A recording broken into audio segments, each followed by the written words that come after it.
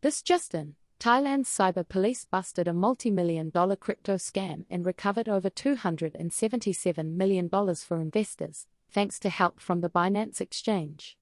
Authorities apprehended a 5-man gang involved in pig butchering frauds that targeted novice crypto traders.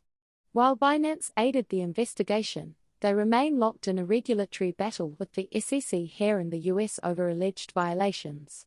SEC to Binance: you may have collared the perps in Bangkok, but we've still got our eye on you here in DC. I'm grateful for your support. Subscribe to stay informed. Leave a like and comment.